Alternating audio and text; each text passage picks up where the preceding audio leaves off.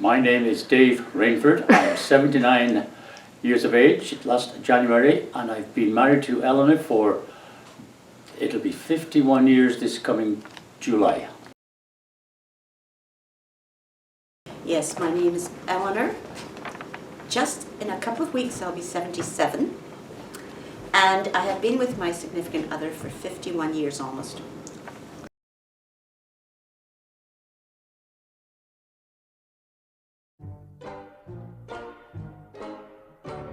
Oh, we met at midnight on November the 22nd, I think. November 62. I guess I was, 26? I was 24. It was through friends actually. I'd come back from Ottawa. I'd been posted to Ottawa with my job. I came back to Toronto to be best man at my friend's wedding. One of the women that I taught with and I had become friendly with, her friend was getting married, and Dave was the best man at the wedding. So this friend said, why don't you, that's me and my friend Betty and my other friend Monica, we were all in an apartment together, why don't you have a party and invite everybody over after the wedding? Well, everybody meaning about 2 or 3 people. And then I went to this so-called house party, which was a terrible affair. I turned up there at midnight, having drunk Molly and Morris's homemade wine, and that's where I met Eleanor. So he was one of the ones that came. Let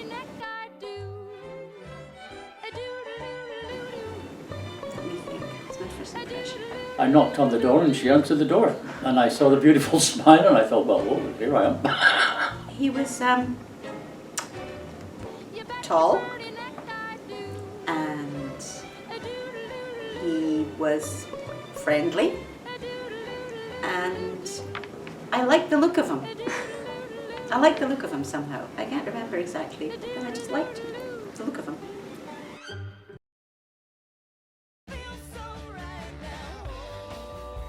Oh, you bet. Our first date was quite, well, it was on a Sunday. This was the day after I met your grandma at midnight. And he had arranged that he would come around at, let's say, midday, 12 o'clock. So I picked her up Sunday morning. We usually went to, let's say, 10 o'clock Mass. Very, very faithful Catholics we were. And I couldn't go because by the time we were finished Mass, he would have come and gone, not knowing where I was, you see. So rather than miss him, I missed Mass. And I'd already been to Mass, but she hadn't been to Mass. And when he found that out, he said, oh well, we'll go to Mass later on. So we spent the day just messing around Toronto. We just went down, we just drove down to the lake shore, had a walk around the lake shore, looked at the cricket club that he used to belong to. And then at 5 o'clock Sunday afternoon, I took her to Mass in the cathedral. And then after that, I took her home to meet my mum and dad. First date, took me to see his mum and dad. So it was very unusual. Then he left and went back to Ottawa, and before he went, he emptied his ashtray and put it in a bag so that I could go and put it in my garbage. That would probably be my first present that he gave me, was that bag of cigarette butts. But it was a nice first date. And we talked and talked and just walked and talked, and then, as I say, he introduced me to his mum and dad. Miss the Saturday dance. Do you believe in love at first sight? No. How fast did you fall in love with Grandma? First sight. Get around much anymore. I believe in attraction at first sight. Well, I was attracted to him right away, and then it took me a while to make a commitment to him. I would say it took me maybe about a year.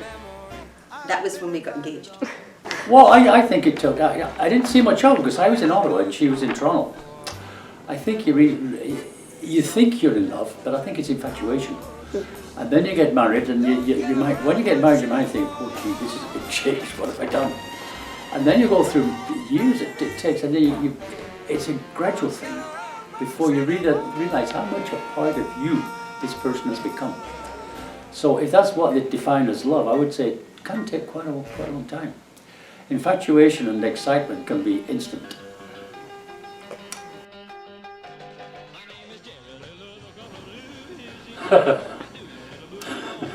Okay. Was about 2 weeks after we met. We were by the lakes. I remember we drove somewhere by the lakeside. Peeling Island? No, it wasn't Peeling Island. We were in Toronto at the time. Okay. Your papa asked me to marry him, and I said, well, we've only known each other 2 weeks. I think we should wait a little while. That was the first proposal. And then I just doing it. I think he wanted us to be together, and it was up to me now to make up my mind, see? Because I hadn't quite made up my mind. It took her over a year to make a mind. It took her over a year 13 months. Because I would be leaving my homeland Yeah. and my parents and my family and everything. So it was a big decision for me. So that was really it. I don't think we had another proposal. And then it was a case of the ring. One proposal is enough. Like really. It's entirely up to you. Wait, with the ring, yes, with the ring. The ring would be, That was we Christmas. decided together, we decided that we would get engaged at Christmas. And I showed you up a picture of the ring I wanted. You did a drawing I did a drawing of of the ring. And then he said, okay, and then I got the ring, we got engaged, and that was Christmas 1963. we, of course I had met Dave's mother the day after I met him, his mum and dad, and his sister, Marie, and then gradually I met the rest of the family. And of course, I lived quite close to them, so I saw them quite a lot, you know, in stores and things like this. Whereas you only saw my parents when we... I met them on my honeymoon. Yeah. We went to Scotland, and one of the stories I like to tell is how I met my mother-in-law. And she was hugging, everybody was hugging Eleanor because she was the returning daughter. And then her mother came over to me and she looked up at me. I said, you know, Mrs. Maley, you're probably wondering what I'm all about. But always remember this, whatever you think, it's too late. And we, as I said before, we got along, I really enjoyed it. We got along famously. You got along famously, yes.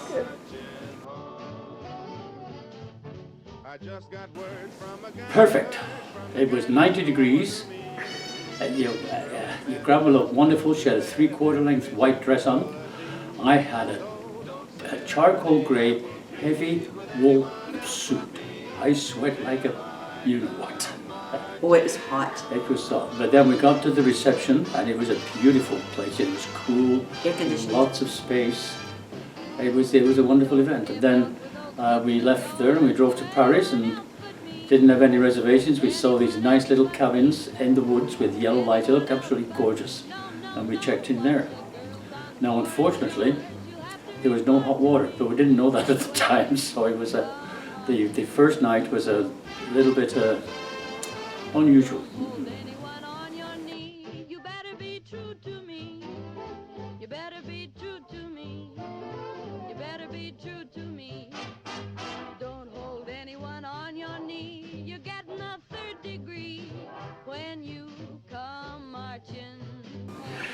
It makes you realise what life is all about. And then when you have children, it's the most wonderful thing.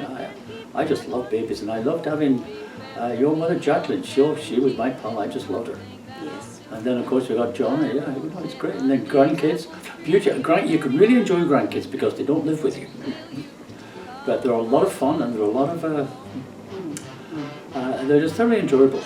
And it's that separation that makes them doubly enjoyable. Because by then, you tend to be somewhat older. And I think having children, when you have children, when you're married and you have children, it makes you really feel like a family. You then feel like a family, and you feel we're going to grow as a family. We're going to, you know, it's a growing thing, a growth thing.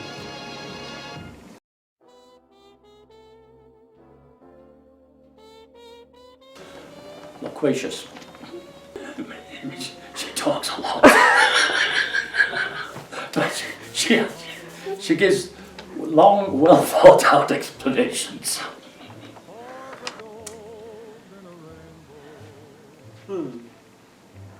One word or phrase.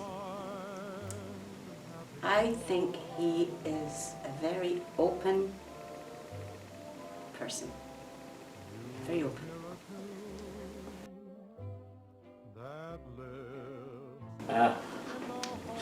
I'd say compromise. Compromise. Compromise in breathing, because without breathing, you wouldn't make it. Perseverance. And I think our faith has had quite a bit to do with it too. I think so. I don't think we ever anticipated or thought of leaving one another. No. It just wasn't in the cards, and we came from a generation, and especially the generation before us, where, you know, so it didn't work out. We'll just Suck it up. suck it up, and get on with it. And it's something like divorce wasn't part of our id. It just wasn't. Do you or do you not agree mostly? Yes, we both do agree, and we do not agree. No. But we usually come around to my way of thinking. It's true. No, there are times, there are situations where we agree to disagree because we know that we are not the same and we do not like the same things in that particular area. And then there's other areas that we have to agree on.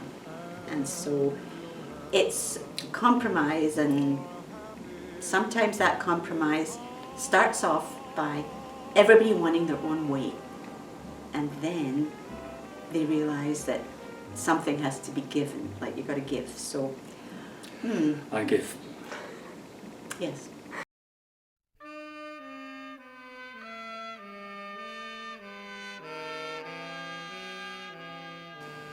I love his sense of humor.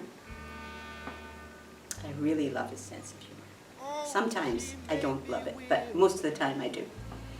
I like his tidiness, and I like how he is a very sensitive person underneath his gruff exterior. She's very caring, she's extremely thoughtful, she's a great companion, and she's a good cook. I knew, right from the beginning, I knew that I could always count on him.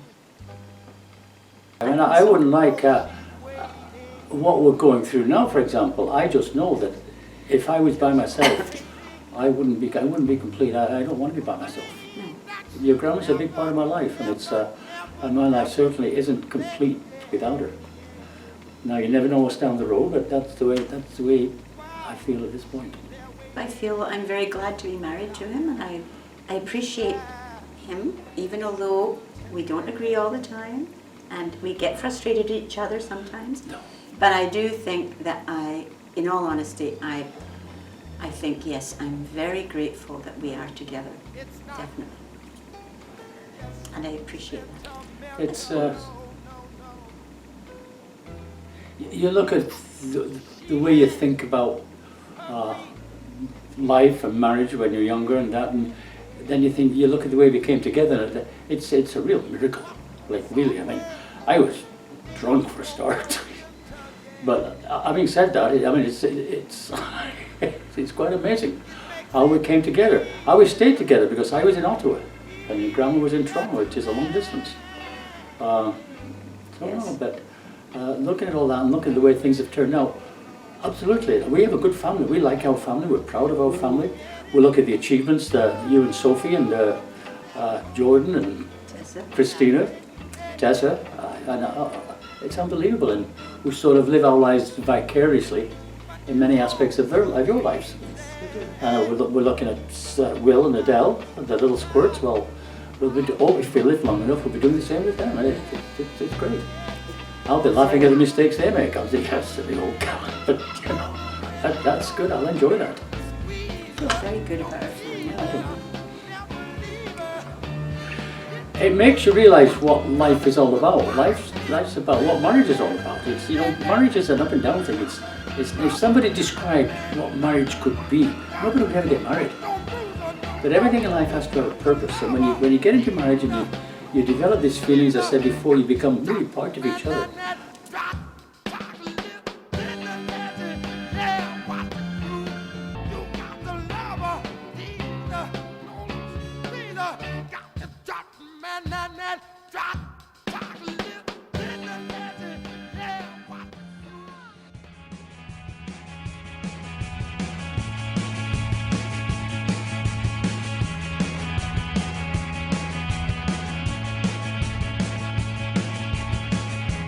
Our children will always hear men to tell of distant years. Our gilded age may come and go.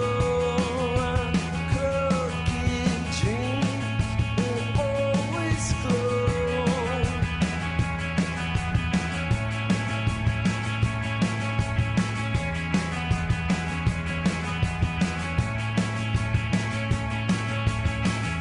Stick with me, or in my best friend, all of my life. Whatever it was, it worked out. Okay. It worked out okay.